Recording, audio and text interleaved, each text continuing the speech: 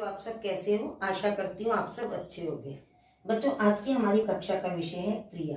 लेकिन पिछली कक्षा में मैंने आपको विशेषण का जो गृह कार्य दिया था, आशा करती हूँ गृह कार्य आपने कर लिया होगा। आज हम उस गृह कार्य की पुनरावृत्ति करेंगे।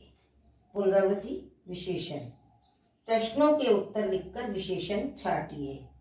प्रश्न था, तुम्हारा विद्यालय कैसा है? मेरा विद्यालय अच्छा है। यहाँ विद्यालय कैसा है बच्चों? अच्छा, इसलिए यह विशेषण है। तुम्हारी कक्षा में कितने विद्यार्थी हैं? मेरी कक्षा में 40 विद्यार्थी हैं। यहाँ पर संख्यावाचक विशेषण है। तुम्हारा पेंसिल बॉक्स किस आकार का है? मेरा पेंसिल बॉक्स बड़ा है। यहाँ पर बड़ा विशेषण है। तुम दिन में कितना पानी पीते हो? मैं दिन में 2 लीटर पानी पीता हूँ। यहाँ पर 2 लीटर परिमाणवाचक विशेषण है। कौन सी लड़की कक्षा में प्रथम आई? यहाँ पर है वह लड़की कक्षा में प्रथम आई। यहाँ लड़की की विशेषता क्या है? वह। तो ये सार्वनामिक विशेषण है। बच्चों, इस कार्य को अपनी कॉपी में उतार लीजिए।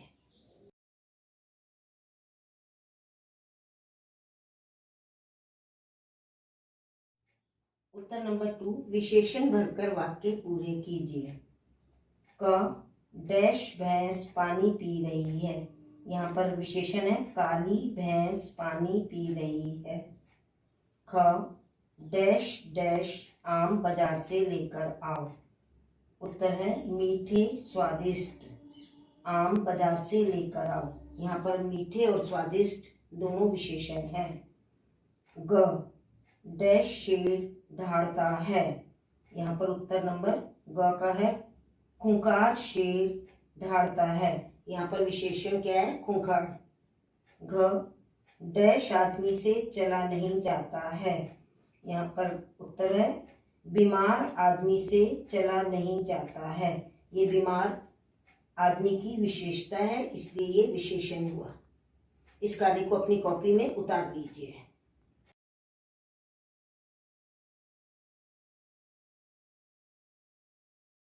बच्चों, आज की हमारी कक्षा का विषय है क्रिया। जैसा कि हम प्रातःकाल उठते हैं, देखते हैं सूरज निकल रहा है, लोग आ रहे हैं, जा रहे हैं, सब्जी वाला सब्जी बेच रहा है, पक्षी चहचहा रहे हैं, पक्षी उड़ रहे हैं। बच्चों, ये निकल रहा है, सूरज निकल रहा है, ये क्या है? क्रिया। पक्षी उड़ रहे हैं, उड़ रहे क्या है? क्रिया। चल रहे हैं, क्या है? क्रिया है। चहचहा रहे हैं, क्या है? क्रिया है। बेच रहा है, क्रिया है। सब्जी वाला आ रहा है क्या? क्रिया है। ये सब जिनसे किसी काम के करने या होने का पता चलता है, वो सब क्रिया होता है। अब हम विस्तार में क्रिया को पढ़ेंगे। क्रिया की परिभाषा। जिन शब्दों से हमें कार्य के करने या होने का पता चलता है, उसे क्रिया कहते हैं। जैसे आना, जाना, खेलना, पढ़ना, खाना, पीना आदि। उदाहरण, सीता आ रही है, वह बाजार जा रहा है, देव लिख रहा है, सोनम भोजन खा रही है। बच्चों, आपने ये 4 वाक्य देखे हैं। इनमें सीता आ रही है, आ रही क्या है? क्रिया। वह बाजार जा रहा है क्या है बच्चों? क्रिया। देव लिख रहा है क्या? क्रिया। सोनम भोजन खा रही है क्या है? क्रिया। जिनसे किसी काम का करना या होना पता चलता है, उसे हम क्रिया कहते हैं। बच्चों, इस कार्य को अपनी कॉपी में उतार लीजिए।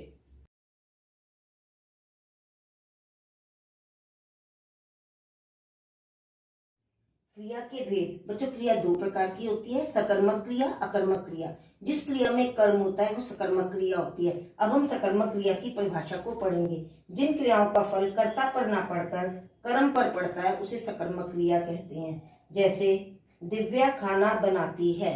बच्चों, दिव्या खाना बनाती है, इससे पहले क्या है? खाना। खाना क्या हुआ? कर्म। जब हम बनाती से क्या लगाकर प्रश्न पूछते हैं और उसका उत्तर मिल जाता है, तो बच्चों वो कौन सी क्रिया कहलाती है? सकर्मक क्रिया। जैसे राम पतंग उड़ाता है, क्या आया आंसर? पतंग। पतंग क्या हुई? कर्म। और यहाँ पर उड़ाता है कौन सी क्रिया हुई? सकर्मक क्रिया। रोहित गेंद खेलता है, क्या खेलता है बच्चों? गेंद। आंसर आ रहा है गेंद। तो यहाँ पर गेंद क्या हुई? कर्म। तो इस प्रकार से खेलता है कौन सी क्रिया कहलाएगी सकर्मक क्रिया। इस प्रकार से दिव्या खाना बनाती है, राम पतंग उड़ाता है, रोहित गेंद खेलता है, ये सभी सकर्मक क्रिया के उदाहरण हैं। इसे अपनी कॉपी में उतार लीजिए। और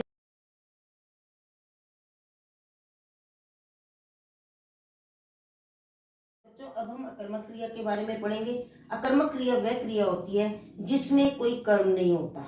अकर्मक क्रिया की परिभाषा: जिन क्रियाओं का फल सीधे कर्ता पर पड़ता है उसे अकर्मक क्रिया कहते हैं, जैसे हंसना, चलना, सोना, बैठना आदि। अब उदाहरण, जैसे कनिका हंसती है। कनिका हंसती है वाक्य में कोई भी कर्म नहीं है। हंसती है, जब हंसती है से हम कौन लगाकर प्रश्न पूछते हैं तो उत्तर सीधा पड़ता है कनिका। यहाँ किस पर उसका प्रभाव पड़ता है? कनिका पर। तो इसलिए हम कह सकते हैं कि यह अकर्मक क्रिया है। रमा नाचती है। कौन नाचती है? तो आंसर आ जाता है रमा। कौन का उत्तर मिल रहा है, इसलिए यह अकर्मक क्रिया है। बच्चा रोता है। कौन रोता है? तो उत्तर मिलता है बच्चा, इसलिए यह अकर्मक क्रिया है। पक्षी उड़ते हैं। कौन उड़ते हैं? तो उत्तर मिलता है पक्षी। तो फल किस पर पड़ रहा है क्रिया का? कर्ता पर, इसलिए यह अकर्मक क्रिया है। हेमंत सोता है। कौन सोता है? उत्तर मिलता है हेमंत, इसलिए यह अकर्मक क्रिया है। बच्चों, इस कार्य को कॉपी में उतार लीजिए।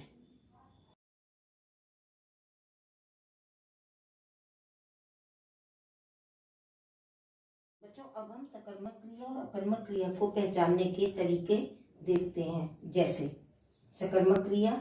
सकर्मक क्रिया की पहचान का सरल तरीका है जब क्रिया के साथ क्या लगाकर प्रश्न किया जाए और हमें उत्तर मिल जाता है तो क्रिया क्या होती है बच्चों? सकर्मक होती है। जैसे वह गीत गाता है। बच्चों, क्या गाता है? उत्तर मिल रहा है गीत, तो ये कौन सी क्रिया हुई बच्चों? सकर्मक क्रिया। वह पतंग उड़ाता है। बच्चों, क्या उड़ाता है? उत्तर मिला पतंग, तो बच्चों यह भी सकर्मक क्रिया हुई। अकर्मक क्रिया को पहचानने का सरल तरीका। अकर्मक क्रिया में क्रिया के साथ क्या लगाने पर उत्तर नहीं मिलता बच्चों? कौन लगाने पर उत्तर मिलता है। जैसे सोन नहा रहा है। बच्चों, कौन नहा रहा है? सोन।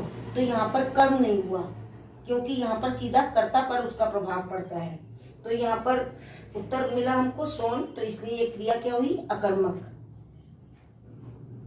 रोहन सो रहा है। बच्चों, कौन सो रहा है? उत्तर मिला हमको रोहन, तो यहाँ पर भी ये सीधा सीधा किस पर इसका प्रभाव पड़ रहा है? कर्ता पर, तो इसलिए यह क्या हुआ? अकर्मक क्रिया हुई। बच्चों, इसको अपनी कॉपी में उतार लीजिए।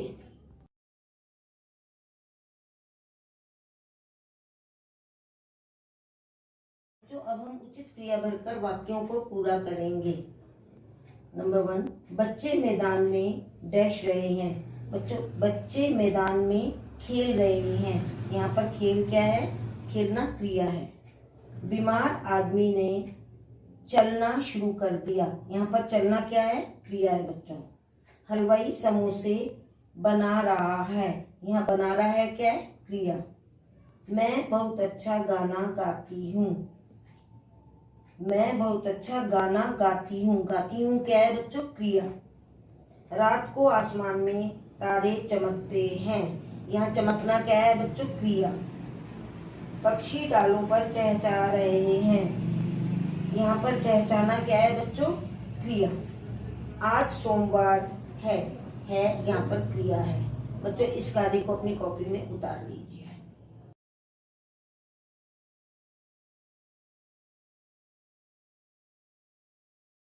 बच्चों, अब समय है गृह कार्य का।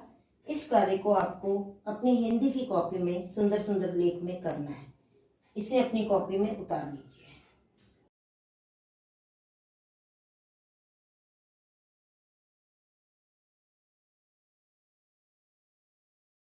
बच्चों, आज की कक्षा में बस इतना ही। अब हम अपनी अगली कक्षा में मिलेंगे। धन्यवाद।